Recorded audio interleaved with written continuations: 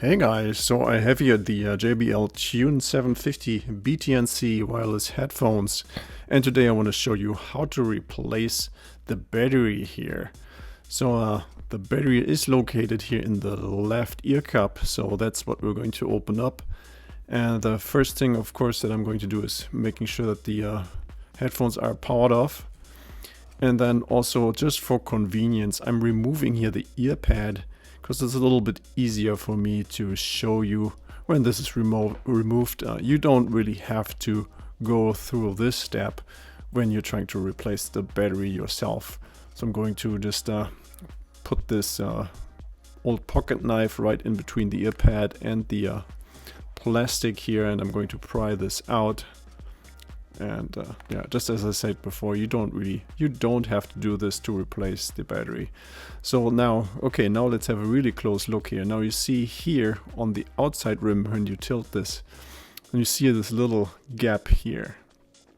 So right by the JBL logo. And that's where I also put in my pocket knife. I'm going to pry this open. So you have to make sure you pry this open from the top end of the headphones. See, just like this here where I do this. I'm kind of ruining this a little bit. You know, see how this is getting scratched up. But I guess it defeats the alternative of having to buy new headphones. So see how this eventually opens up. See, and then you can just take this out towards the top. Just pull this out. You see here, it's still in a pretty good shape. It's a little bit discolored over the top, but here now we take a look at the back side, and you see these notches at the bottom. That's why you can't remove them. Start removing it on the bottom. You have to start removing this cover here from the top. And now we can take a look right at the battery here. Right, so you see here, this battery, this is the one that you need if you want to get a replacement here. 610 milliamp hours, 3.7 volts.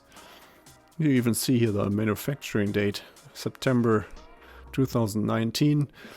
And now this is really convenient here because there's these the leads here are actually not soldered on. There's actually like a nice little connector that you just remove here. See, I just removed this here with these pliers.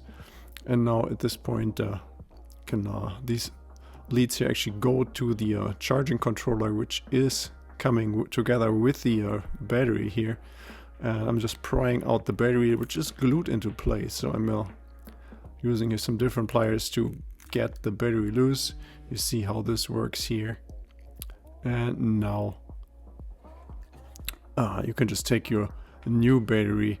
And you have to make sure that it does come here with the charging controller, so that this is really embedded here on the side of the battery, as you can see.